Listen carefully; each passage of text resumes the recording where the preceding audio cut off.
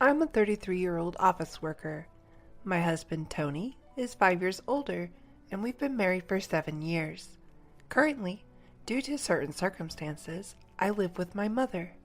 Please ask me how I ended up in this situation. Going back 2 years, Tony and I built a house. At the time, Tony had just switched jobs, and we didn't have much in the way of savings or income. Tony's previous job was at a major corporation. However, he suffered from insidious harassment from his boss, leading to sleepless nights, and a few months later, he became unable to go to work. He consulted a psychiatrist and took a leave of absence for about 3 months, but with no signs of recovery, he ultimately resigned. After that, we managed to live on my salary alone. Tony, unemployed for 2 months, began to regain his energy. He started eating well and sleeping again, and his psychiatrist was happy about his speedy recovery. My positive, beloved Tony was back. From there, he vigorously searched for a job. His experience at a major corporation was an advantage, but due to his reason for resignation being mental health, finding a new job wasn't easy. During this time, we found a small company that needed him. His salary was about 2/3 of what he used to earn, but seeing his eyes shine as he said, "It's way better than being jobless. Let's do this," it made me happy. Moreover, it was in the field that he wanted. We wanted to have children, but it was clear that life would become difficult if I stopped working. As a result, and because I also loved my job, we gave up on having children. At the time, we didn't think about building a house as it was just the two of us. However, a cloud overshadowed our peaceful life. My mother, Karen, became paralyzed due to a traffic accident and had to live in a wheelchair. Since my father passed away when I was in middle school, Karen had been living alone. Our family home was an old house. It was far from being wheelchair friendly, with many steps. Tony then suggested, "I'm worried, let's live together." Karen and I were surprised, but I love this kind of unexpected kindness from Tony. Tony had just changed jobs, so we didn't know what would happen, but we decided to apply for a mortgage. As expected, it was difficult to get a loan due to the short length of his current employment. But we possessed something unbeatable: determination and an unbreakable spirit, our greatest strengths. We persisted, trying out a 5th mortgage company. It was indeed difficult to get Tony's loan approved, but the loan officer proposed various options to us. We took a chance on one of these proposals, and it led to a successful loan approval. We finally decided to buy our own home. I had always dreamt of living in a house filled with the scent of wood. Thick, exposed wooden beams on the ceiling, customized storage spaces designed just for us, a kitchen adjusted to my short stature, and a spacious flooring made of cypress. Of course, it is a barrier-free single-story house. The house is perfect for comfortable living in a wheelchair. We couldn't wait for it to be completed and made a daily routine of visiting the construction site. Then, our painstakingly designed dream home was finished. It has a large yard where my mother, who had become reluctant to go out, can now enjoy sunbathing. However, there was one dissatisfaction. The land on which we built was given to us by Tony's grandfather. Tony's family wasn't particularly rich, but his grandfather adored him. But then, Tony's grandfather was suddenly diagnosed with cancer. Upon learning of his illness, he began to distribute his assets. Tony received the largest plot of land, as per his grandfather's wishes. It felt like winning the lottery, but there was a major catch. The land was just a 5-minute walk from Tony's family home. When we told them that my mother would be moving in with us, Tony's sister laughed and said, "Why is your mother moving in too? How shameless is your family! I knew marrying a strange woman like you would cause trouble." Tony's mother also snidely remarked, Isn't it awful for my son to be dragged into caring for the elderly? Aren't you some kind of curse?" Even during these times, Tony defended my mother and me, saying, "It's the land that Grandpa gave me. There's no reason for anyone to complain." Tony's mother and sister are quite malicious, almost world-class. I think it's a miracle that such a kind person like Tony was raised in that family. To me, he's like a beautiful lotus flower blooming out of the mud. Tony always said about his family, "I have two great examples of what not to be at home." But I'm sure the reason Tony's grandfather gave us this land was probably because he wanted us to look after his mother in her old age. He also had other properties and gave Tony's sister a parking lot located 10 minutes walk from their family home. In terms of size, it's about 2/3 of the land that Tony received. However, it already has a full parking contract, so the monthly parking lot income is significant. Personally, I would have preferred that.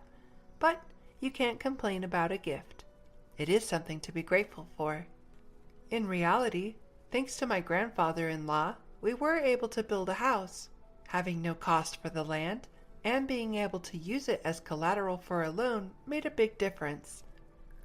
Once the house was completed, we invited my mother-in-law and sister-in-law's family. However, during construction, we heard from the builders that they had come to see the house several times without our permission. They arrived an hour and a half later than the agreed time without any apology. "Pardon our intrusion. This is kind of like Grandpa's house too, so it's kind of like our house as well." "Oh, such a nice house. The smell of wood is nice. No need for air fresheners," said my sister-in-law as she waltzed in. Even though her shoes were muddy because of the rain, she didn't mind at all and went straight into our newly built house. Her husband also walked around in muddy shoes, ignoring the slippers we had prepared. When I urged, "We have slippers available if you'd like to wear them," my sister-in-law laughed and replied, "It's such a hassle. You can just wipe the floor."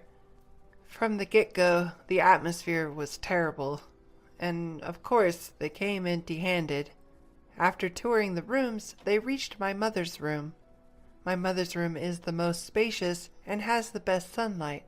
At my mother's request, we designed it like a duplex, complete with a kitchen. It's a room like a second living area. Seeing this, my mother-in-law said, "I'm fine with this room. I want to live here." An absurd thing to say. Furthermore, my mother-in-law told my mother, "You were fortunate to have that accident, weren't you? Thanks to being paraplegic, you've moved from that old shack to such a nice house. Isn't it a turn of fortune?" My mother said nothing, but she looked so sad. Inside, I was boiling over with anger. But before I could respond, Tony spoke up. "What did you just say? There are things you can and can't say to people. It makes me question your humanity. I don't even want to think that you're part of my family. You're the worst. Apologize now," Tony said in a strong tone. Whether they found this amusing or not, my mother and sister-in-law glared at me. Then my sister-in-law confronted Tony with a heated look. "What? What's this all about? That's a total turnoff. It's not cool to invite people and then treat them like that. Just because you built a house doesn't mean you can act all high and mighty." The mother-in-law joined in too. "Anyway, my son went off the rails because he ended up with a wife like you. You're a jinx." Tony didn't stay silent either. "Enough is enough. This mess started because of your rude remarks. You were saying that the accident was a good thing and calling my wife a jinx? I won't forgive you for that." The mother and sister-in-law looked frustrated by Tony's strong rebuttal. Then, my mother, who had been watching the whole scene, apologized with a regretful look. "It's okay. I'm living together with them because I actually had an accident. And it's true that I was able to live in this beautiful house from a run-down one. Your son has always been kind to me. Thank you." Perhaps feeling guilty, the mother and sister-in-law left, shooting me a nasty look. My mother then apologized to Tony. "I'm sorry. I must have upset your mother and sister. I'm sorry I ruined the mood on the day of the housewarming party because of me. Tony also said, "No, I should be the one apologizing. It's embarrassing. They really lack decency. I'm really sorry. But I am happy to be living with you. Please understand that." With that, my mother started to tear up. Since it's near Tony's parents' house, the neighbors are all people we know. They've all known Tony since he was a child, so they're very kind to us. 4 months have passed since that mess. When we were finally getting used to our new home and my mother started to smile more, an incident occurred. I received a call from home while I was at work. We rarely get calls from home, so it startled me. My bad feeling came true. My mother, unable to hide her agitation, called me. "It's awful. Tony collapsed at work." I, too, was agitated by this serious tone. I immediately consulted with my boss and headed to the hospital. On the way, I tried to remain calm by unconsciously imagining positive scenarios like, when I get to the hospital, he'll be all right, and joking around to keep me in good spirits. But when I arrived at the hospital, I couldn't believe my eyes. My husband, who was supposed to have gone to work cheerfully after eating breakfast as usual, we were supposed to have a movie date this weekend. But now, what I see is him, with countless tubes connected to his body. I was completely lost. The doctor said he's in a very dangerous condition. Even if he survives, we don't know if he will regain consciousness. I felt as if I was in a movie. I couldn't even cry. I prayed fervently, yet my prayers went unanswered. My husband, Tony, passed away just like that. In my state of shock, my mother and sister-in-law showed up as expected. When they heard Tony had passed away, my sister-in-law aggressively asked, "Did you poison him or something? Were you after his life insurance money?" Following suit, my mother-in-law cornered me too. "Bad things always happen when you're around, just like your mother. You really are a jinx." I was so sad I couldn't speak. Just then, my mother arrived in a caregiver's taxi. She was crying at the circumstances of Tony's death. Seeing my mother in tears, I was finally able to cry as well. As the two of us sobbed loudly, my mother-in-law said, "Oh, stop it! Can't you quit the fake crying? My son changed after meeting you two. Now that my son is gone, I don't want to see your faces ever again. Don't appear before us again." And then she left the hospital. From there, we had a funeral director come in and arrange the schedule for the funeral. We headed to the funeral home. Tony's cause of death was a subarachnoid hemorrhage. I can't believe it. He was fine until morning. When I informed my mother-in-law about the funeral schedule, she replied unexpectedly, "He's always sided with you two, so I won't attend the funeral. My daughter won't come either." Many people from Tony's company and his friends attended the viewing. However, neither my mother nor my sister-in-law and her husband were present. It's unbelievable, but maybe that's just the kind of people they were. Many people attended the funeral too, and I could tell that Tony was loved by many. There were many who shed tears for his untimely death. I was glad to spend the whole day with them who sincerely missed my husband. I had received an email from my mother-in-law after Tony's death, but its content was inappropriate, so I didn't reply. The email was asking about the amount of life insurance money. She kept emailing because I hadn't replied, and eventually said, "I have a right to receive it." I wasn't in a position to deal with it, so I ignored it. When we arrived at our house, I saw a light seeping out of the room. My mother, Karen, looked puzzled and said, "That's strange. I thought we turned off all the lights. Maybe I forgot to turn it off because I was too agitated." I replied, "That's all right. It's only natural to be upset given the situation," and unlocked the door to our house. Sure enough, we could hear the sound of a TV coming from inside. Definitely weird. My mom and I exchanged glances, then fearfully entered the room. There, sitting in the room, were my sister-in-law and her husband. are you doing?" I was so surprised that I couldn't even raise my voice. The living room was filled with unfamiliar furniture and boxes. We had absolutely no clue what was happening. My sister-in-law then said, "Why did you just barge in here?" "Well, it's your first time, so I'll let you off the hook. We're taking this house. We sold your stuff, so leave." My mother and I were utterly stunned. We had no idea what was going on. When I asked, "Where did our stuff and furniture go?" she nonchalantly replied, "We had a resale company come today and they took everything. You had some pretty good furniture. We got a good price for it.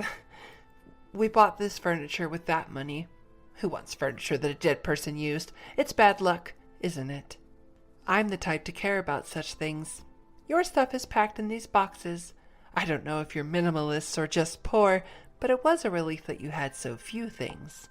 The furniture was carefully chosen by my husband. I absolutely couldn't forgive them. My mom was also furious, her face turning beet red, but she was too shocked to reply. I immediately called the resale company. After explaining the situation, they agreed to treat the items as stolen and return them. Honestly, now that my husband is gone, I want nothing to do with his family, but I do feel a desire to stay in the house filled with memories of him.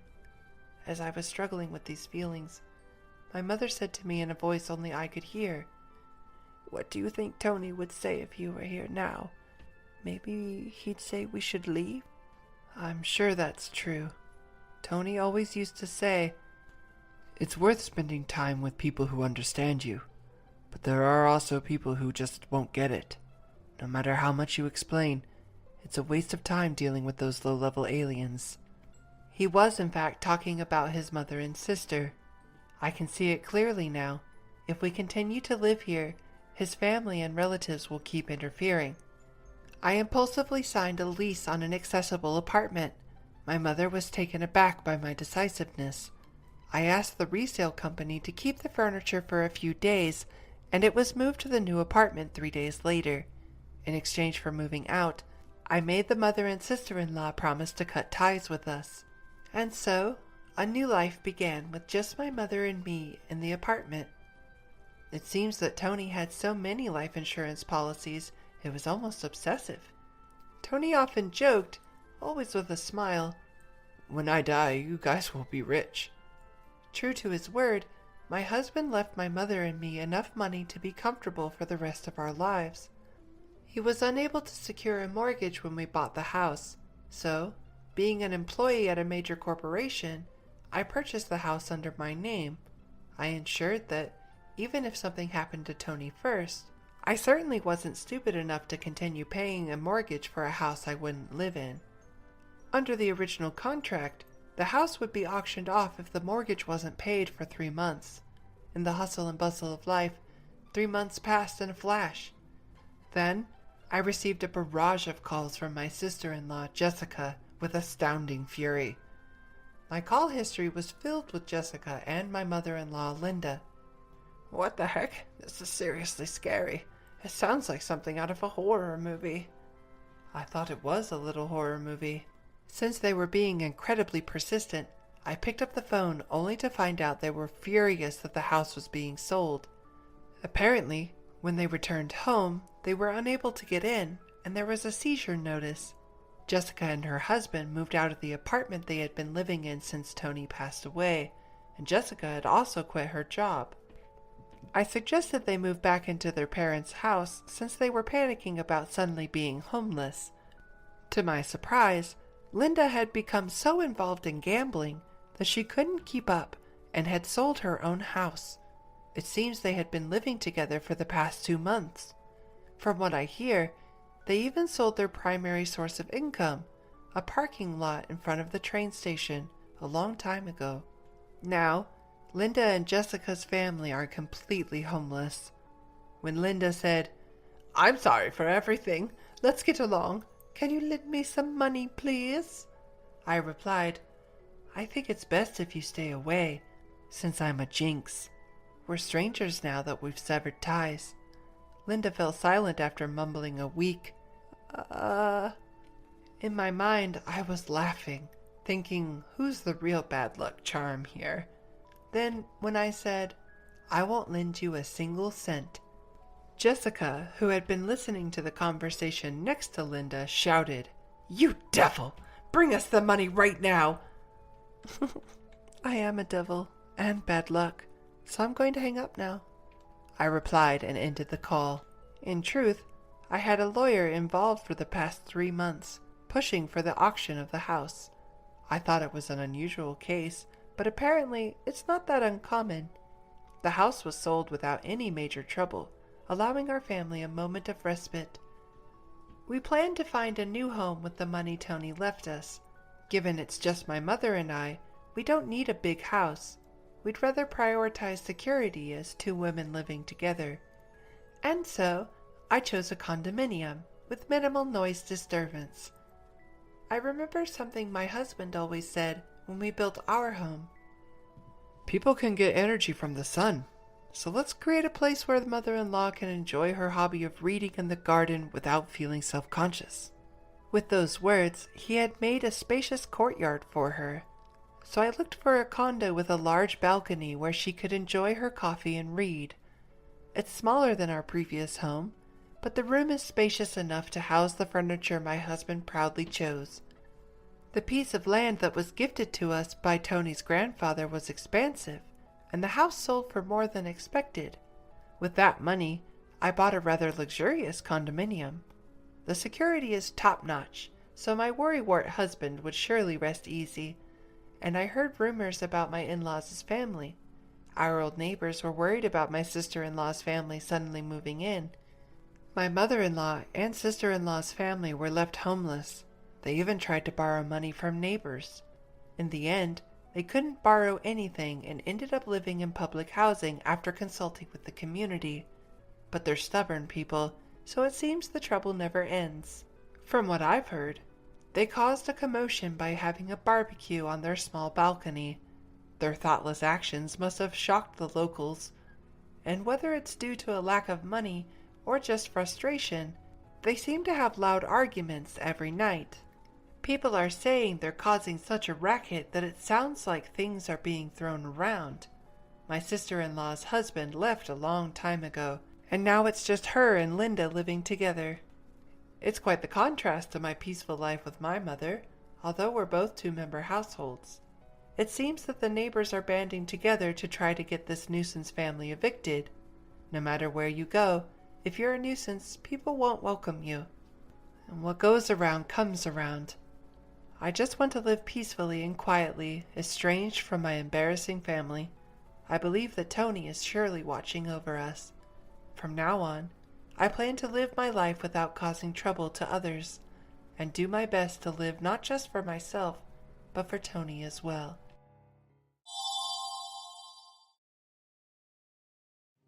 My name is Sharon. I'm a 35-year-old housewife. My husband, Taylor, is the same age, and we've been married for 5 years. We both used to work, but I quit my job when I gave birth to our first child. We've been blessed with 2 children, and we're living a happy life, but the company my husband was working for went bankrupt.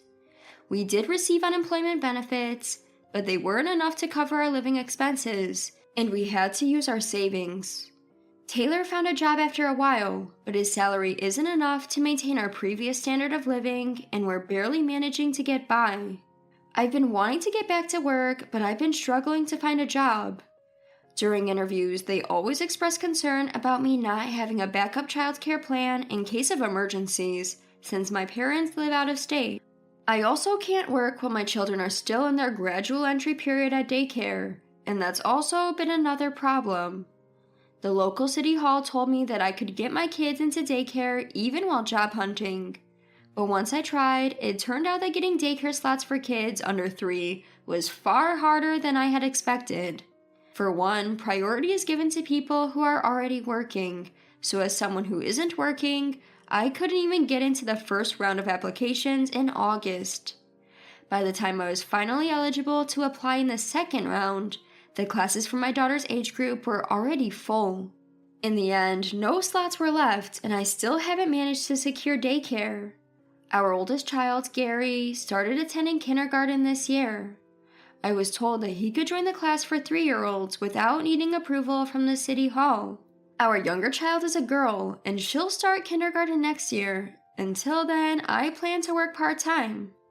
One day, Taylor, who was at work, texted me saying, "I'm stopping by my parents' house before I come home." Taylor's father had passed away early, and his older sister Betty had left home after she got married. So now his mother and his younger sister Tina are the only ones back home. Occasionally, they do ask Taylor for help with labor-intensive work, like moving furniture around for redecorating, or helping carry heavy stuff from the home improvement store. I assumed that they needed his help again that day. However, Taylor, who usually comes home by 8 p.m., even when he stops by his parents' house after work, didn't come home as early that day. "Daddy is late today. He promised to play Lego with me today." "Yeah, Gary, why don't we all play Legos together, including your little sister, Mina?" So I took care of the kids by myself while waiting for Taylor to come home. Taylor finally came home after the kids were fast asleep. When I heard the front door unlock and went to greet him, I saw Betty and Tina with him, both carrying large luggages. "Long time no see, Sharon. We're going to stay here for a while." "Hey, Taylor, where should we put away our stuff?" my sister-in-law, Betty and Tina, nonchalantly asked. I was taken aback, but couldn't turn them away at such a late hour. For now, I let them into our living room. As soon as they set their stuff down with a thud, they sank into the couch, started watching TV, and playing with their phones. They were chilling in my living room like it was their own place. I gently nudged my husband Taylor's back, pushing him to another room to figure out what was happening. "Hey, you didn't tell me Betty and Tina were staying over." Sorry, it all happened so suddenly." "Don't just apologize, I need an explanation of what's going on." "It's a long story, but it seems Betty had a fight with her husband and went back home, which got our mother mad. Tina tried to mediate, but that only made my mother angrier, and they both got kicked out." I could kind of picture what had happened. My mother-in-law was always stressing about Tina being jobless, so this incident was probably her last straw. "So, this is all because of Betty's quarrel with her husband and your mother's fight with your sisters? Once things cool down, Betty and Tina will go back, right?" About that. I decided to let Betty and Tina move in with us. They'll be living with us from today." "What? You can't just do that without talking to me about it first. We're barely getting by with the 4 of us to begin with. How are we supposed to provide for 2 more people? We don't have the money or the room for it." "I know, but I can't just leave Betty and Tina with nowhere to go. We can clear up the kids' room, and we'll figure out the money situation somehow, okay? Please." And that's how we ended up living with my sister-in-law. They never seemed to be looking for a job and didn't help with housework or look after the kids. My workload at home increased, and I constantly had to be mindful of their presence. I was stressed out. Betty was always out and about. Often she'd return in a bad mood, but occasionally she'd bring back some goodies. "Gary, I'm in a good mood today, so I got you this." "Wow, I always wanted this lightsaber. Thank you, Aunt Betty." My son was delighted, but I was conflicted. "Betty, I'm sorry. We only give toys as presents from Santa Claus on Christmas and on birthdays. We can't accept such expensive gifts." "What's the big deal? I won at playing slots. Take it. I'm in a good mood and want you all to feel the same. You're such a bummer." From what I learned from Taylor, Betty spends most of her time at slot parlors. Her gambling was the reason for her fights with her husband and, by extension, my mother-in-law. Perhaps because of Betty's influence, she'd give toys and candies on a whim or lash out when she was in a bad mood. My son seemed to be becoming more selfish. I was worried that Betty was negatively influencing my son and daughter. On the other hand, Tina, who's unemployed, claims to be an aspiring YouTuber. Tina, my other sister-in-law, is always loud, singing and dancing without being mindful of our neighbors. "Hey Tina, this isn't like your mom's house where you lived before. We're living in an apartment. Can you please stop with all the noise?" "What? Did someone complain?" "Not yet, but we might get complaints any day now. We need to be considerate of others here." Why should I stop when no one is complaining? I'm an aspiring artist, so I need to practice and stream. Gary and Mina's crying is much more annoying. You should do something about that instead of coming for me. No matter how much I warn her, she never listens. Soon, we started receiving complaints from neighbors like, please stop blasting loud music, please don't sing at night, and we understand the kids making noise, but we'd like adults to keep it quiet. Tina was being loud today as well. I knocked on her door, but she didn't respond. Being left with no choice, I opened the door. Tina, I told you already to stop making noise. I've got complaints from our neighbors now. Then Tina glared at me. How dare you interrupt me while I'm streaming? But Tina, don't call my name, just leave. My daughter Mina, startled by Tina's yelling, started crying. Ugh, you guys are the loud ones here. Please make her shut up. All I could do was try to calm down my sobbing daughter. Even though I'm the one who has to apologize for the complaints, Tina neither improves her behavior nor shows any signs of remorse, leaving me at my wit's end. When Mina finally fell asleep from crying, the intercom rang. I opened the door, dreading another complaint, but this time it was a mailman. The package, which seemed to be from an online shop I've never heard of, was for Tina. Although I couldn't open it, I was curious about what she had bought.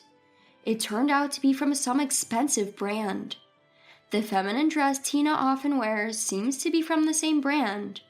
While I'm unable to afford much for myself, I felt sick to find out that my jobless sister-in-law was spending a fortune on clothes. If my sister-in-law continued to splurge like this, there's no way we can make ends meet. Since my husband Taylor is the one giving the money, I grew concerned and decided to talk to him. Don't you think Betty and Tina are spending too much? Gambling and buying expensive dresses, where's all this money coming from?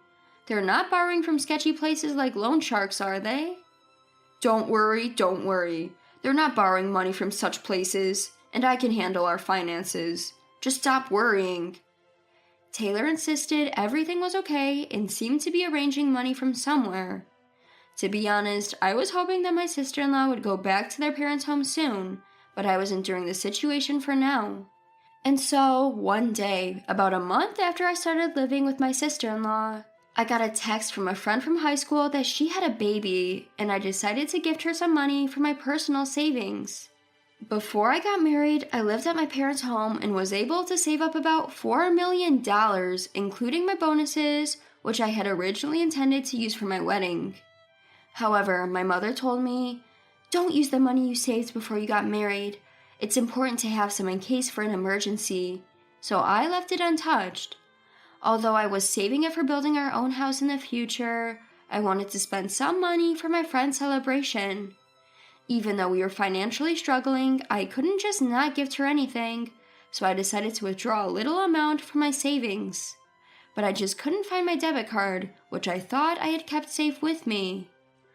For a moment, I thought it might have been stolen, but my passbook and seal are still there, so it didn't seem like a thief had ran through our place. I thought I must have misplaced it myself, so I decided to search for my debit card later and in the meantime, go to the nearest ATM and withdraw some money using my passbook. When you make a passbook withdrawal, it automatically records it, but the passbook didn't come out for a while and it kept printing something. As the machine noise went on, I started to get a bad feeling. Finally, the recording finished, and as I suspected, my balance had decreased and there was only about half of the original amount left. When I checked the withdrawal history, I could see that the money had been withdrawn several times after my sister-in-law arrived. Seeing that, I was sure it was my husband Taylor's doing. Since the money was originally intended for our wedding fund, of course Taylor knew about my savings. I had the same PIN for all my bank accounts, and there was a time when I told Taylor the PIN so that he could withdraw some money from a different bank account shortly after I gave birth to my child. I guess he must have remembered the PIN I told him then. I reached my limit when I found out that Taylor was covering the living expenses of my sister-in-law with my savings and decided to consult a lawyer. The lawyer told me, "It's hard to take legal action because theft among relatives is exempted.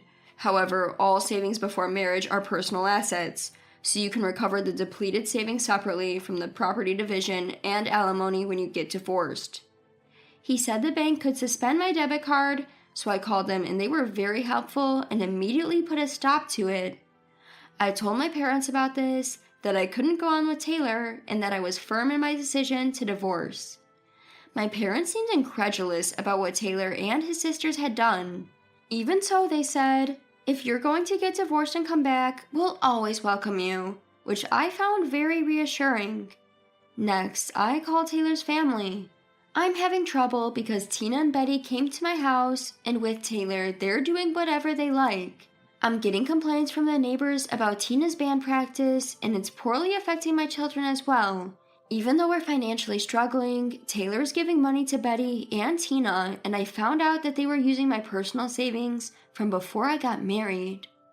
Hearing my words, Taylor's mother sighed deeply. After not hearing from them for a while, I thought they were doing well, only to hear this. I'm really sorry about all this. They are truly a hopeless bunch. It's my fault for raising them this way. You can kick those 3 out right away, and I'll make sure they repay you for the money they've taken. No, it's not your fault, mother-in-law. I'll get the money back from Taylor himself. Can you keep this a secret for a while? I understand. However, can I tell Betty's husband about this? Apparently, they had an argument over Betty's gambling habit, which is why she moved back in with me, and now her husband keeps contacting me. Agreeing to my mother-in-law's suggestion, she informed Betty's husband about her whereabouts and the situation. Betty's husband then wanted to hear the story directly from me, so we arranged a phone call during his break. I'm really sorry for the trouble my wife had caused you. I don't know how to apologize. At the beginning of the call, Betty's husband apologized to me. According to him, Betty had started going to the casino with her friends and got hooked after winning big with her beginner's luck. At first, he had hoped she would lose interest and quit, but instead she began to dip into their living expenses when she ran out of her own savings. This led to a fight, and she had returned to her parents' home, and now he found out that she had also taken my money. He was utterly disappointed in my sister-in-law. Thus, both my mother-in-law and Betty's husband came to support me. It would have been best if they were present during the discussion, but since I had already blocked my debit card, it was only a matter of time before my husband found out. As a result, I decided to have a talk with him that night. After the children went to bed, I approached my husband, who was watching TV in the living room. I need to talk to you. Hey, what's up now? Is it about my sisters again? Instead of answering, I put the bank book of my savings from before marriage on the table. I was going to send a gift to my friend, but I noticed that my debit card is missing. Do you know anything about it? Are you accusing me of stealing your card? As he said this, my husband had a guilty look on his face. Seeing this, I was certain that he was the culprit. Take a look. The amount in my savings has been decreasing since the day you brought Betty and Tina here. It looks like you guys used it. What's going on? You're the one who took them in without consulting me, right? Didn't you say you'll cover their expense on your own? In response, my husband snapped back. Hey, it's just borrowing some money from our joint account, right? We're a family, so we're supposed to help each other out. I'm disappointed you're so heartless. If you want to argue, let's get a divorce. I've been waiting for you to say that. Huh? It might not be a crime to steal money within a family or a married couple, but it's a different story if we're getting a divorce. The money you guys spend is from my personal savings account, not from our joint account. Since we're getting a divorce, I'll have you pay back the amounts you guys spent. What? Wait, you're joking, right? Calm down. I won't wait. You bringing up divorce just to have things go your way? That's called emotional abuse. We're getting divorced, and I'm also going to demand compensation for all of your abusive behavior so far. My husband argued, but the next day, I packed my belongings and returned to my parents' home. Afterwards, I proceeded to handle the divorce through my attorney. My husband ended up burdened with substantial debts due to the division of assets, compensation for emotional abuse, and repayment of spent savings. On top of this, he has to pay child support until our 2 children turn 18. His sister Betty also received a divorce notice from her husband, citing her reckless spending. She is being sued for compensation as well. Tina, his younger sister, was sued in a civil court for continuously ignoring complaints from her neighbors. The three of them, in desperation, went to their mother pleading, "Mom, please help us." "You guys have the nerve to come back? I've never seen such disappointing children. We're severing our ties today. Never show your faces to me again." "But, Mom..." Cut off even by their own mother, my ex-husband and his sisters were cornered and at a loss. I returned to my parents' home and my son transferred to a kindergarten around here. While my mother took care of my daughter, I started working. Just as I was getting used to my new job, my ex-husband, Betty and Tina came to my parents' home, begging for money and asking to let them move in with us. All three of them came together once every 2 or 3 days. Of course I avoided meeting them in person. They all pleaded over the intercom, "Please keep this between us and don't tell Mom and the others." Worried of getting into another trouble, I recorded the intercom footage and also took videos with my phone. I compiled these video files and sent them to their mother, my former mother-in-law. I added a note, "They're still coming after us. I hope you can do something about them." From my former mother-in-law, I received only an apology and a promise that she would take care of it. She was enraged, so I'm guessing all three of them had a rough time with her coming after them. Also, their betrayal of each other came to light, which would probably lead to their downfall. I'll leave the rest to your imagination. As for me, while I may have my children feeling lonely at times, our living conditions have definitely improved. I can afford my own things and I am able to live and enjoy my life now. My children are emotionally more stable than when we lived with my ex-husband and his siblings, so I'm glad we got a divorce. From now on, I will continue to cherish this peaceful life I have now.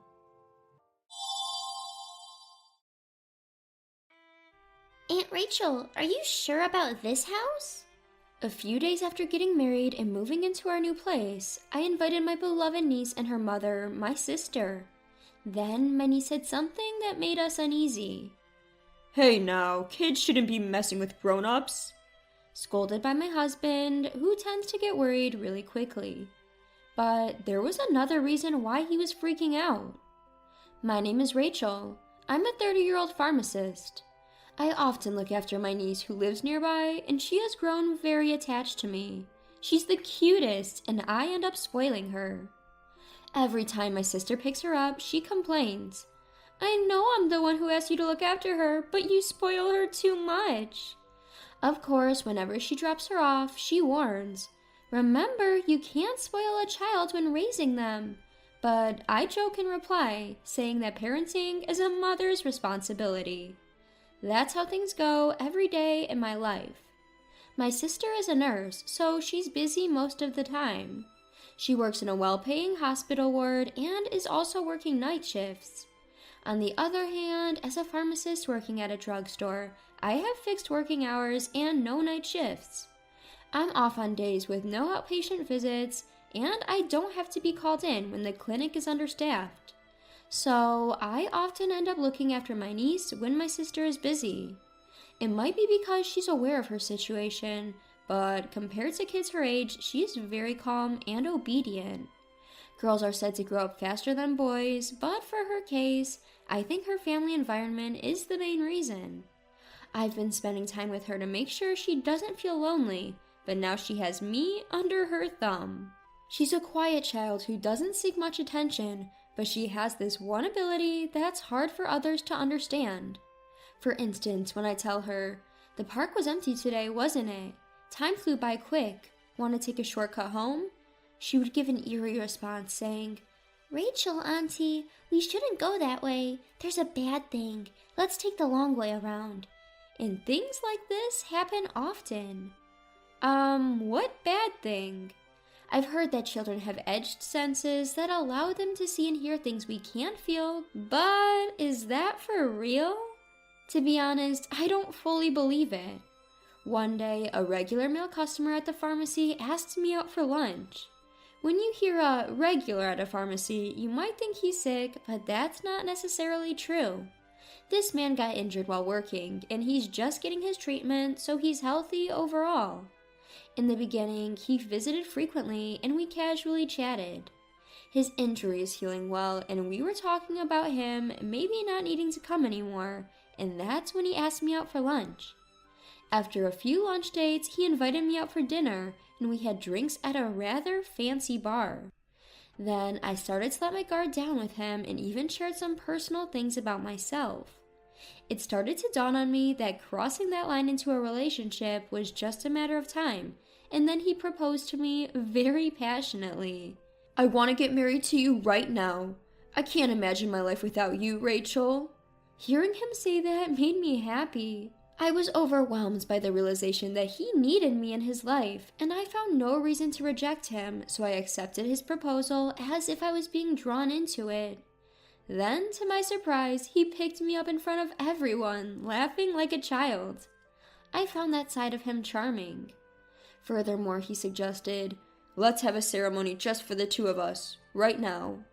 He mentioned he knew someone in the bridal industry who could host and prioritize our wedding ceremony.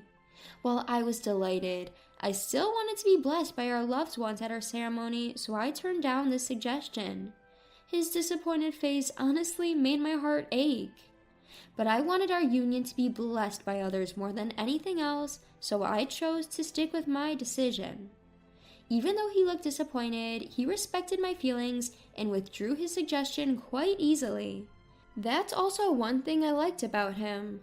The very next day, which was the happiest day of my life, I shared the news of our engagement with my older sister before she went to work. Seeing her joy, as if it were her own, made me relieved that I didn't have to rush to have our ceremony then. As I was happily recalling yesterday's events, he texted me saying he wanted to see me. When we first started dating, I remember him saying that he had a younger sister. However, I was surprised to hear for the first time that his sister was hospitalized at the moment. When I asked why he didn't tell me earlier, he explained that he didn't want me to accept his marriage proposal out of sympathy for him. He also pointed out the possibility of the opposite happening. I assured him that I wouldn't make decisions based on his sister's illness, and him softly responding, "I know," made me head over heels for him. But I still pulled myself together to stay in my senses. He showed me a picture of his sister and told me, "When I told her about you, Rachel, she said she can't wait for the day when she can call you Big Sis." I wanted to make my sister's wish come true as soon as possible. When he held my hand and said, "Let's become a family soon," I was yet again moved. But even if we aren't married yet, I wasn't against the idea of being called Big Sis by his younger sister. I wanted to visit his sister, who was in the hospital, before getting married right away. However, when I told him this, he said, "After I visited her the other day, her condition worsened and the doctors limited her visitation." "Is it okay for you to be seeing me right now in a time like this?" I asked. He responded by pulling out a charm from his jacket pocket. "All I can do is pray for my sister. I stopped by the church before I came here to see you, Rachel. There's nothing I can do besides praying for her. Damn it." He expressed his frustration. Seeing him like this, I deeply wanted to be there to support him. Since the next day, he suddenly stopped contacting me.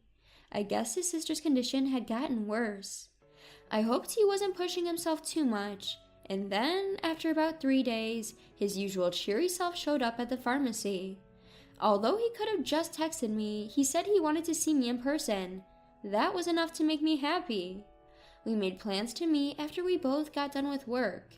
When I arrived at our rendezvous right on time, he was already there waiting. As I had suspected, he explained that he had been by his sister's bedside due to her deteriorating condition. He told me she was still not allowed to have other visitors, but her condition was now stable, and I breathed a sigh of relief. He then handed me a letter saying it was from his sister. I was surprised. I didn't expect to receive a letter from her, since I heard that she was in critical condition.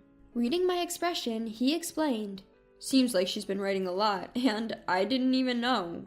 He then shyly admitted, "Actually, I fell for you at the first sight, so I had a crush on you for a long time." Turns out he had been talking about me even before we started dating. The letter contained words of hope for our relationship, dreams of her brother's love being fulfilled. I hope the day comes when I get to call you Big Sis soon.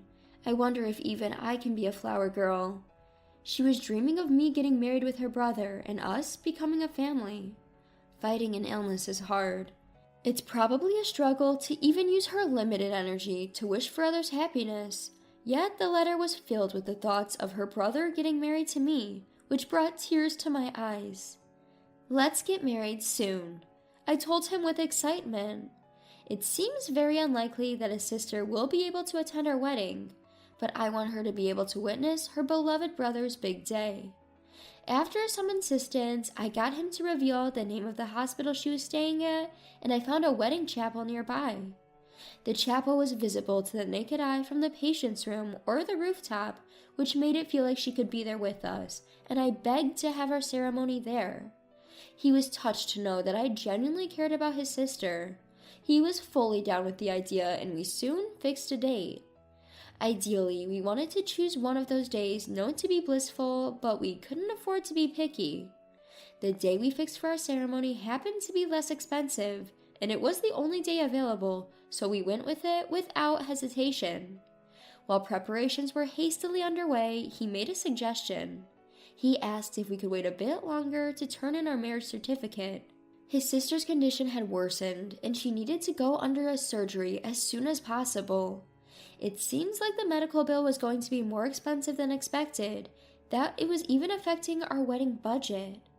As for me, it didn't feel right to have a wedding under such circumstance either. When I suggested waiting until after his sister's surgery, he exclaimed, "If she found out our wedding was canceled because of her, it would ruin her will to heal." Hearing that, I couldn't say anything, and the wedding proceeded as planned. For the time being, I paid for our ceremony in one installment under the agreement that we would split them after his sister's medical bills were paid.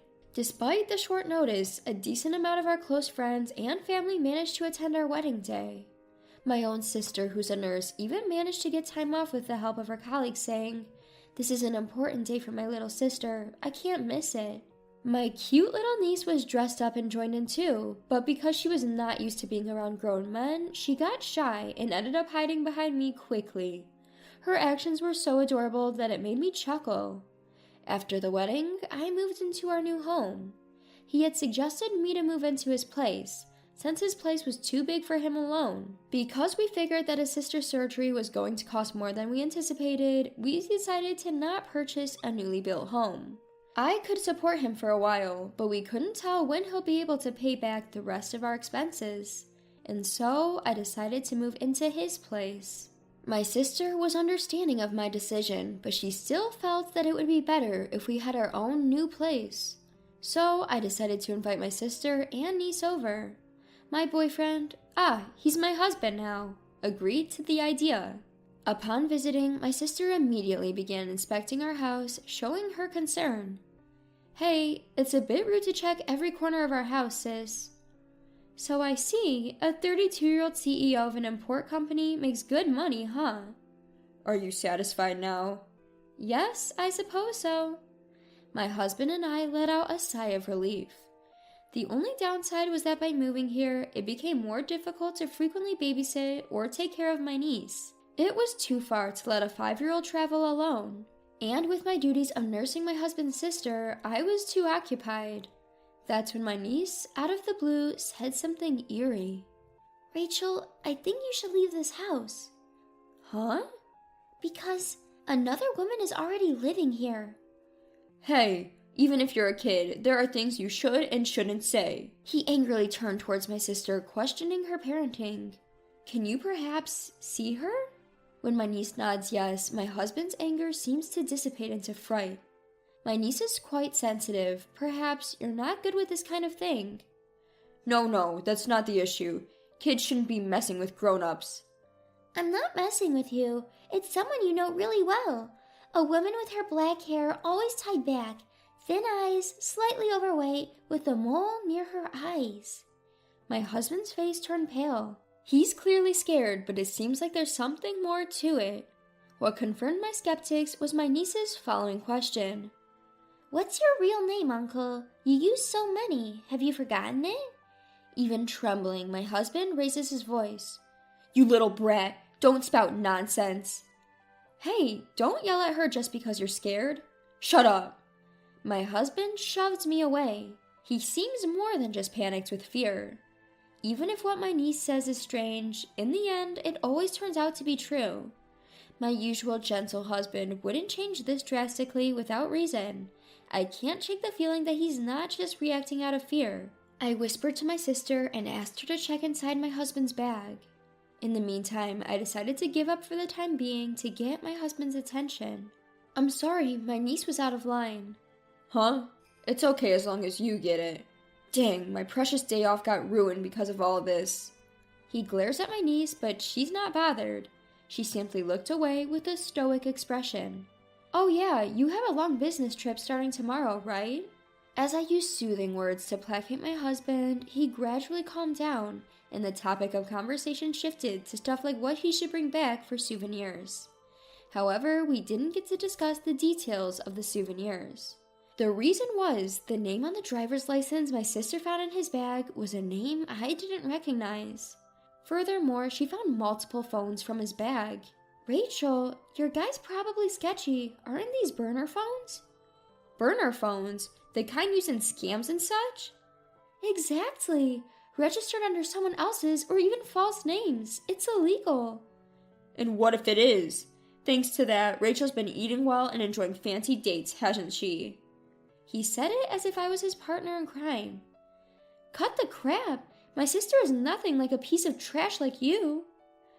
There's a woman clinging to him, like she'll never let him go. What? Watch your mouth, kid. Even if you try to scare me, I won't fall for it again. It seemed less out of fear and more like he was brazen now that his true identity was starting to be exposed. But the fact that he was not trying to escape showed that he was confident in not getting arrested. Perhaps he was even inwardly laughing, so assured he seemed until the moment his world came crashing down. That moment came when several policemen burst in shouting, "Police!" and surrounded him. My sister had already found the driver's license before she told me. She had called the police before telling me, and all our conversations had been overheard by them since. There had already been several complaints filed by different women. The man's description matched those provided. The police were eager to catch him in the act if possible, and the situation was ideal. My sister didn't want to let them escape and wanted to protect me. It was a miraculous arrest, with our interests aligning in an instant. Since we hadn't formalized our marriage, the man I had thought of as my husband was now just a man being firmly taken away, and I could only watch in stunned silence. Later, during the police interrogation, he seemed to resign himself, or perhaps calculated that confessing would lighten his punishment. Without causing any further trouble for the police, he spoke surprisingly honestly. It seemed he intended to commit marriage fraud against me and bleed me dry. That was probably for the medical bills for his non-existent sister. He had also confessed to killing a woman he had previously dated during an argument. The argument had been over his true identity being exposed and her threat to report him to the police. Although he was frightened when my niece spoke up, he didn't seem to fully believe her, so I could understand why he confessed that as well. I learnt this all from the police. The night he was taken away, he woke up in the cell, choking with long hairs entwined around his neck. He confessed his wrongdoings, fearing he'd be cursed otherwise. When I asked him, "Is it true about the hair?" he laughed and said, "Of course not." He insisted he had finger marks around his neck, but apparently he was the only one who could see them. It seems that some people, when they've committed a crime, occasionally can't bear the guilt and resort to escapism. Yet, remembering the image of the woman my niece had described sent chills down my spine. As the investigation proceeded, according to the man's statement, a woman's skeleton was discovered in the woods. It made the news, and when the woman's photo was released, it was just as my niece had described. My sister and I were filled with renewed fear. The man's fraudulent activities were also reported in the news, and more victims started to speak up. It seems like his list of crimes is only going to grow. The man was sentenced to severe punishment behind bars. Inside, he is said to be terrified of the woman spirit every day. I was simply astounded at my lack of judgment, having once decided to marry such a man. The trial for the incident in which I was victimized has ended, and I am finally free from everything. However, I've had enough of marriage. I moved back near my sister's house, so I'm still looking after my niece. Today, while I was dropping off at my sister's house, I opened up to my sister about my hesitations toward marriage and love. She said, "You're just saying that now. You never know where or when you'll meet someone. Like, you could fall in love after you leave here today."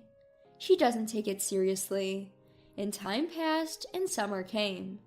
Every year, it's my job to take my niece to the local summer festival.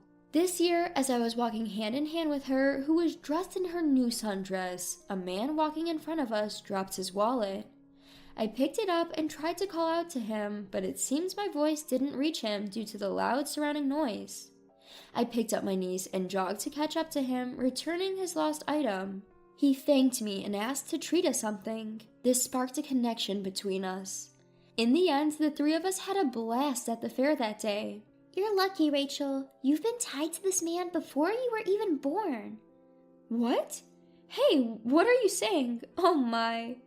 I blushed deep red at her words, which seemed to make him blush as well. You never know where love will find you. My sister's words flashed in my mind. As fireworks lit up the night sky, I had a feeling that a new romance was on the horizon.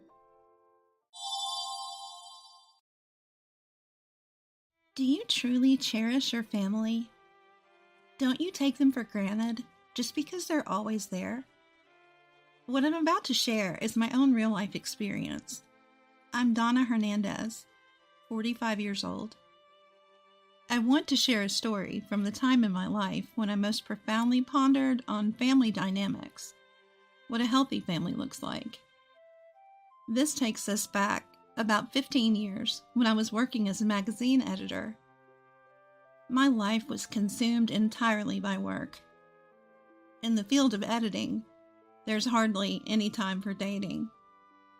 Despite this, everyone tried to make the most of their precious 30s, carving out time for blind dates and other outings. It was a slightly more relaxed era, security-wise too, so meeting up with your date in between work was quite common. However, I wasn't good at making time for myself, or for leisure. Work was always my priority, and dating always ended up being pushed back to the bottom of my list. This made me a bad partner. The person who still showed interest in me, despite all this, was my dear, understanding husband, Stephen. He was an editor at the same company. We worked on different magazines and never really interacted directly, but we both often worked late, so we would see each other pretty often on the same elevator after work. This served as a bridge between us. Both of us were proud of our work and didn't want dating to interfere, so we were quite similar in that regard. Sometimes we'd even passionately discuss the future of magazines as comrades in arms. Because of the decidedly unromantic nature of our relationship, it took us some time to become a couple. Now that we're married, however, there's no one who understands me better than he does. He's my invaluable partner. My husband was the one who suggested we split household chores to ensure we both continue working effectively. We didn't adopt a rotation system, but rather whoever noticed something that needed doing, or whoever was available, would do it. This approach left us both stress-free. We were a couple who could talk about anything, and our relationship was almost like a friendship. One day, my husband got a call from his father. His mother had fractured her dominant hand and wanted us to help with household chores until she healed, even if that meant living with them. I was puzzled at this point. My husband's parents lived with his younger brother. There were 2 adults in the house. Surely they wouldn't need us to move in to help. I instinctively asked my husband, "Do they really need help?" My husband was also confused, saying, "That's exactly what I said, but they insist they can't manage without help." I can't believe it. The relationship between my husband and his younger brother was strained, and as a result, my husband kept his distance from his family home. His younger brother had a habit of job hopping and never held down a job for more than a year. He seemed to be unemployed at the moment. He claims he's making money playing slot machines, seeing gambling as a legitimate job, which is just absurd. My brother had once referred him to a job through his connections, but his brother had run off without even notifying his boss, forcing my husband to apologize to them on his behalf. But their father never reprimanded the brother. Whenever their mother tried to scold him, their father would always intervene, in a rather overprotective manner. I kept silent about my husband's family matters, but my husband naturally sided with his mother. But in the end, his father and brother's attitudes didn't change. From that point on, my husband became distant from his family, saying, "I get irritated when I see my dad and brother." Distant meant he wouldn't visit the house, but he made sure to stay in contact with his mother and father. He seemed to want to cut ties with his father as well, but he couldn't, since he was the only one to contact in case anything happened to his mother. Amid this, the SOS call was from his father, not his injured mother. His father didn't work after retirement either, so despite having 2 men at home with plenty of free time, they still needed our help.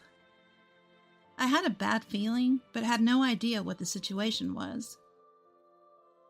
"I guess we have to go," my husband said with a sigh. Right now, my husband is involved in the correlation of a new magazine and is an important member of the project. The magazine was a children's magazine, something my husband had dreamed of for many years. He surely wants to devote all his strength to work. On the other hand, due to a major reorganization in the magazine I was involved in, I was in a situation where I could easily take a substantial break. Those who can, do what they can do. That's our family motto, isn't it? Take good care of this house.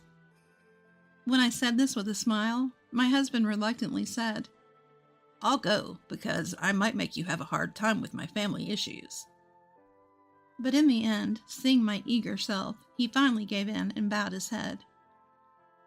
"It's all right. Whatever happens, I'll face it." Thus, I went to help with the housework in my husband's place. "Thank you for coming, Donna. I know you're busy with your work. I'm sorry." With her head bowed apologetically, my mother-in-law welcomed me. She had a cast on her hand. Even now, after aging, my mother-in-law was still actively working on the front lines as an insurance saleswoman. Her figure in a cast looked strangely pitiful. For the time being, I asked her about the general things, like what I should do, meal times, etc. That's when it happened. "Hey, I'm going to work, so give me some money." The person who came stomping was my brother-in-law, who had grown considerably. He was much larger than the last time I saw him. He was so arrogant that I thought I'd give him an honorary sir. And what does he mean by give me money because I'm going to work? He's just going to the casino, isn't he? If he says it's work, how about not taking any money and earning some? "Again, I don't have money, so you should stay at home." My mother-in-law raises her voice. I thought that's right. That's right. "Shut up.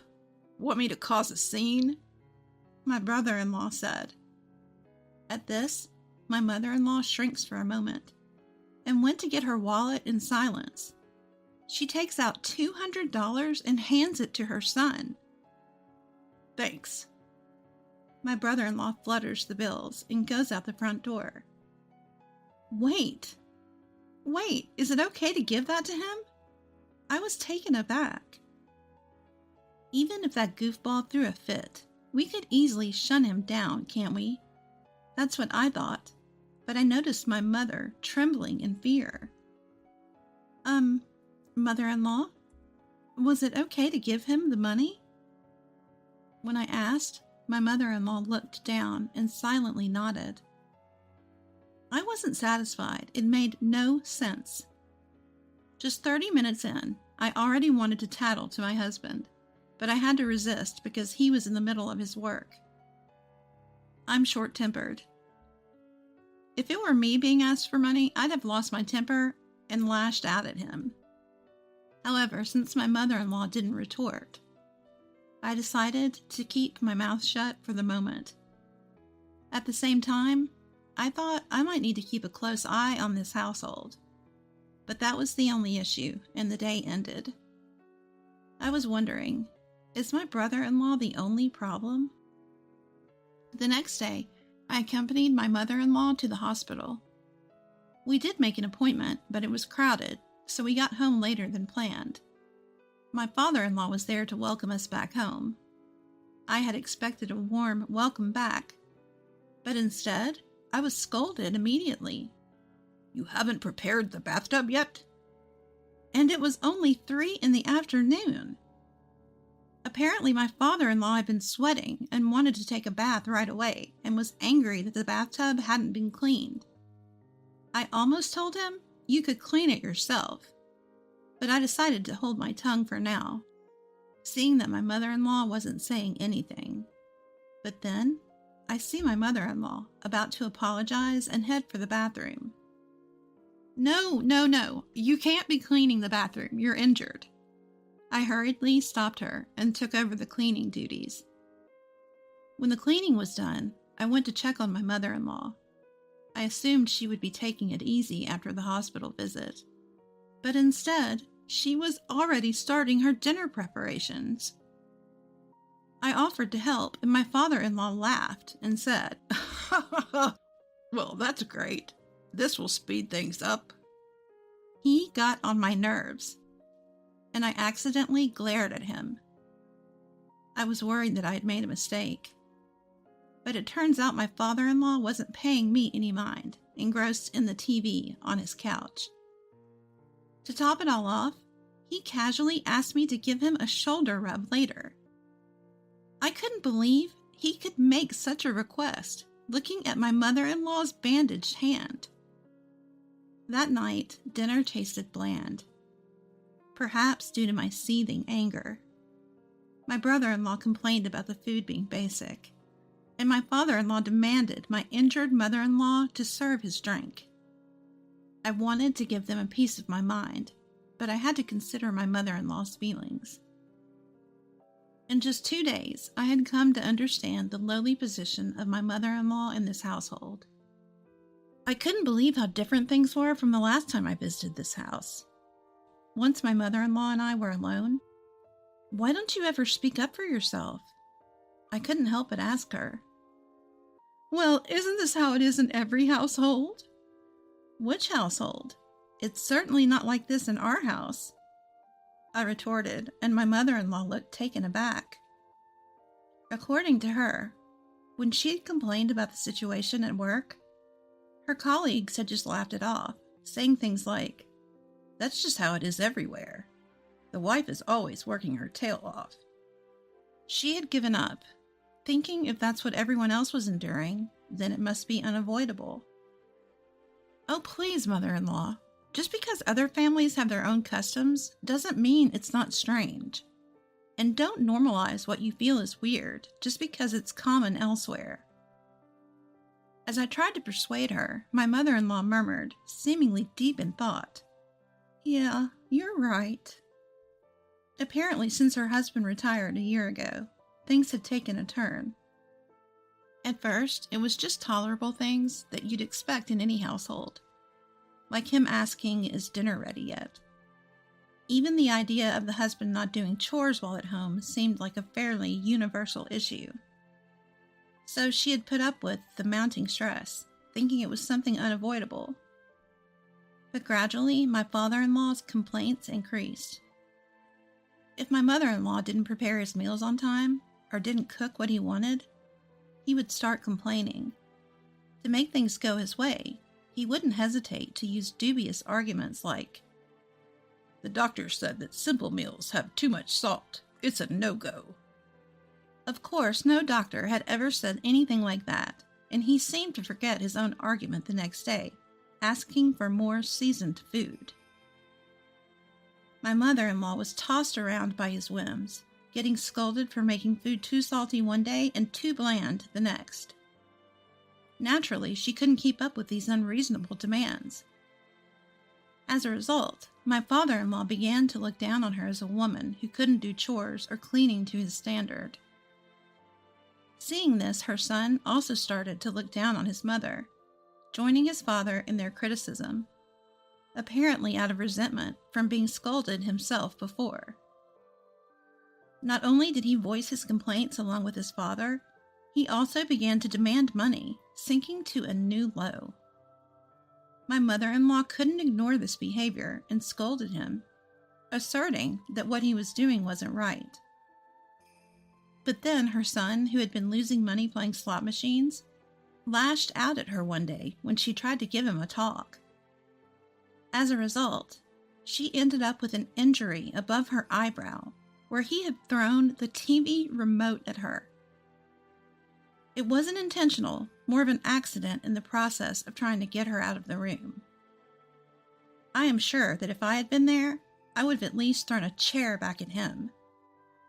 But my mother-in-law is not that kind of person. It was enough of an incident to make her take a softer approach towards her son, out of fear of things escalating further. Knowing this, her son started to threaten to cause a scene if his whims were not indulged. I couldn't help but think what a terrible person he had become. In the end, despite having 3 adults in the house, the only one doing any work or chores was my mother-in-law. 2 men were leeching off of her, and yet had the audacity to act high and mighty. Mom, if things get too tough, you can always come to our place. Let's stand up and say no to things we can't accept. Upon hearing my words, my mother-in-law looked down with a complicated expression on her face. You're right. It's reassuring to know that this isn't normal. I thought I was just being overly sensitive. After saying that, she smiled and ended the conversation with, Let's get some sleep for today. I wondered if I had overstepped my boundaries. But I don't think I was wrong. I decided that I would do everything I could to help my mother-in-law if something were to happen. The next morning, it seemed like the weather and the atmospheric pressure were affecting my mother-in-law's health, not just her hands. I had just decided to give her all the support I could to make sure she didn't push herself. Her son came down from upstairs saying, Mom, take me to the casino. I inadvertently said, What? But he didn't seem to notice. Hey, the newspaper isn't here. Hurry up and get it from the mailbox. Even my father-in-law chimed in. He could have gone to the nearby mailbox himself. I shot him a glare, but of course, he just stayed seated on the couch. That object moves only when prompted by a physiological phenomenon. I wonder if it's supposed to be some sort of feature of this house. My mother-in-law stayed silent as I trembled with anger. Usually she would start her work after uttering yes or some other word of affirmation.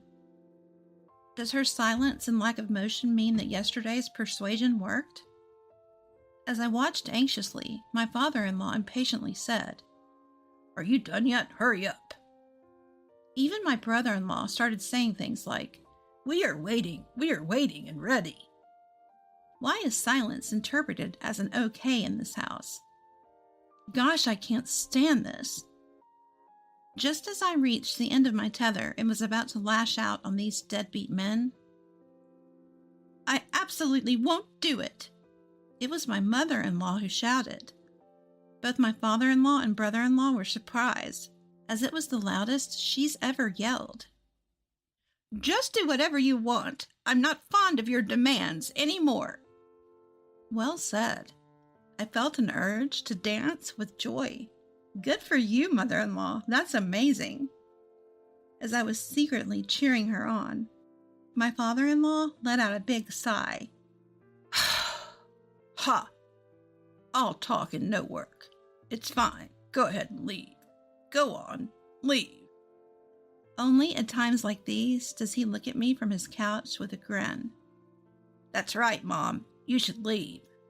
My brother-in-law was laughing as well. You all fine.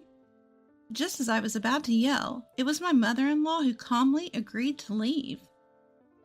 Well then, I'll go. Let's leave together, Donna.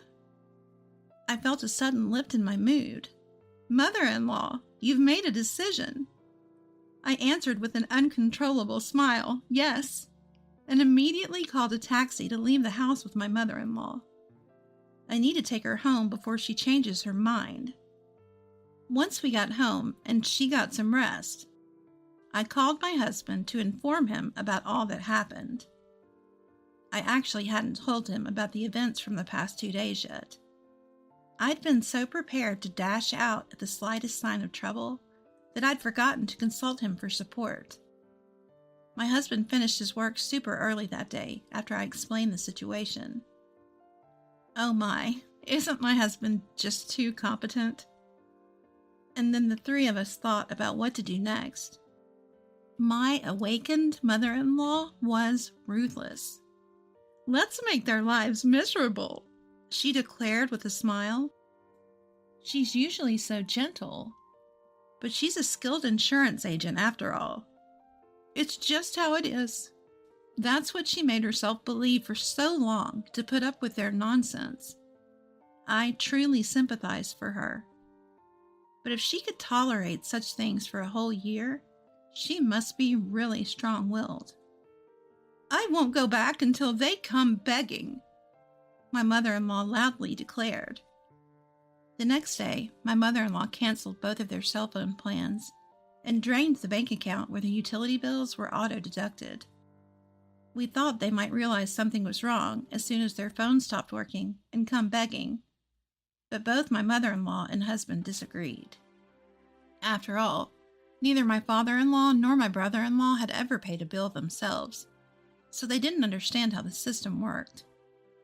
To make matters worse, neither of them worked, so it wasn't like they were expecting calls from anyone. This was still the era of flip phones. And these two didn't use the internet much, so they rarely touched their phones. They probably won't even notice and will just think they have bad service. My husband and mother-in-law laughed. As for the utilities, my mother-in-law chuckled, saying, They don't even know the bills are auto-deducted, so they'll definitely end up having their bills piled up.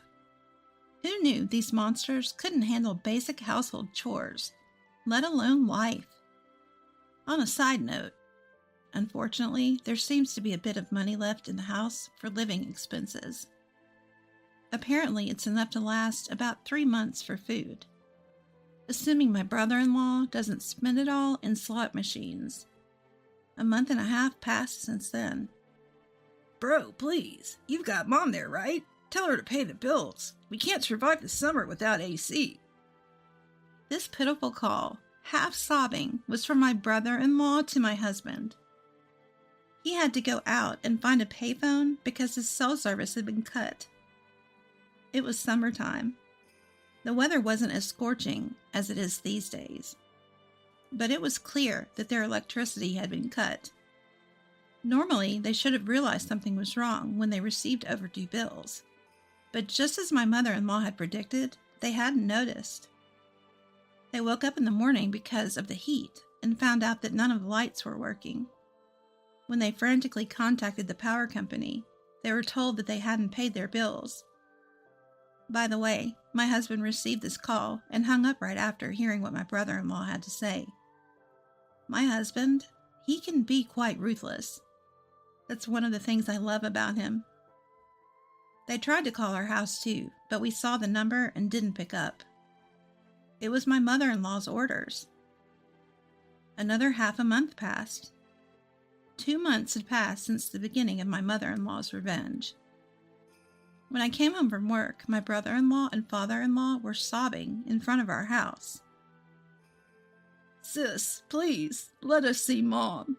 The water has been shut off. Donna, I beg you to. The toilet. The toilet won't flush. Hearing them, I struggled to hold back my laughter. They were so desperate, it was ridiculous. I wonder if they were aware of it. Anyway, it was inconvenient having them hang around at our doorstep, so I decided to talk to my mother-in-law about it. She decided to meet them and showed her face in front of the two of them. My husband came home just in time, so we all decided to have a talk inside the house. What are you two deadbeats who don't know anything about the real world doing here? My mother-in-law spoke. The two of them couldn't look at my mother-in-law in the face and were bowing, even though they were sitting at the table. We can't do this anymore. We're sorry. Please come back. My brother-in-law said, hanging his head low. My father-in-law followed suit. I'm also at my wits' end having to look at you two, but I wonder what I should do in that case.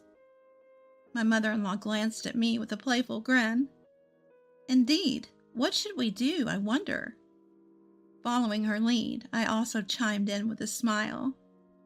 Why don't you just stay here forever, Mom? Then my husband chimed in, grinning. Exactly. Going back would just mean babysitting two jobless grown men again. I would hate that. The moment my mother-in-law uttered those words, "Whoa! I'll start working. I'll work," my brother-in-law cried out. But we all noticed the moment his face twisted into a confused wait. Probably, all work was just a spur-of-the-moment lie. But this was a golden opportunity. If that's the case, write a pledge right here and now that you will work your fingers to the bone from now on. Huh? My husband quickly prepared paper and a pen, handing them to my brother-in-law, who was completely being swept away by our pace. Here, right here. Write that from now on you will live entirely on your own money and provide for Mom.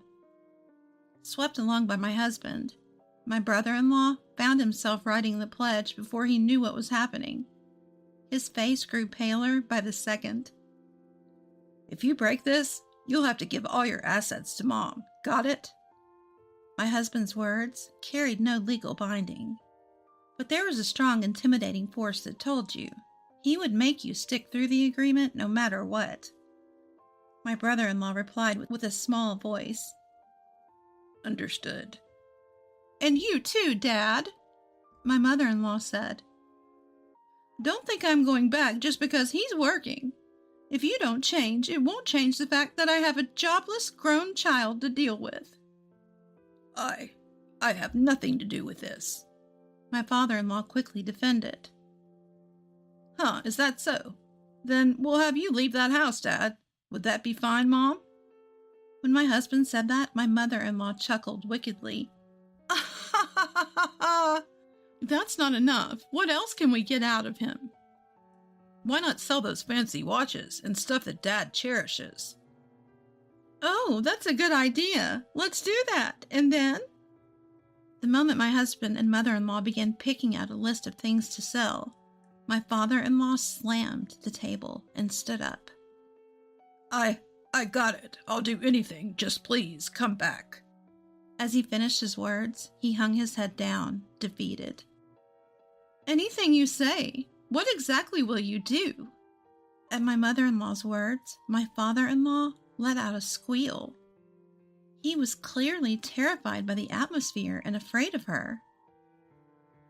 I'll help with the household chores and clean. That's the absolute minimum, Dad. You're living in that house too. It's odd to think of helping out as doing someone else a favor. You're just taking care after yourself. Understand that and stop being cocky. My husband said, clearly exasperated. Oh, the housework. Okay. Yes, my father-in-law answered weakly. Well, he is unemployed.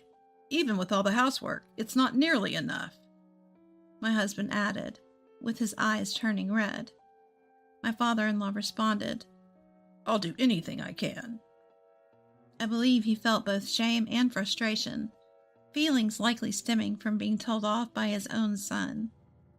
And so the drama ended with my mother-in-law agreeing to return home on the condition that all her demands were met. Fast forward 10 years. My brother-in-law faced many job rejections, but he managed to land a part-time job at a diner, which he used to talk about when he was a kid. He was surrounded by younger colleagues and went through some rough patches, being worn out by the workload. However, realizing that no other workplaces would hire him due to his long history of unemployment, he continued to work with newfound determination. His hard work paid off, and he was hired as a full-time employee 5 years later. Last year, he even got promoted to the position of store manager. A late bloomer, I guess. My mother-in-law, realizing that she couldn't handle the physically demanding job of an insurance saleswoman anymore, has now become a full-time housewife.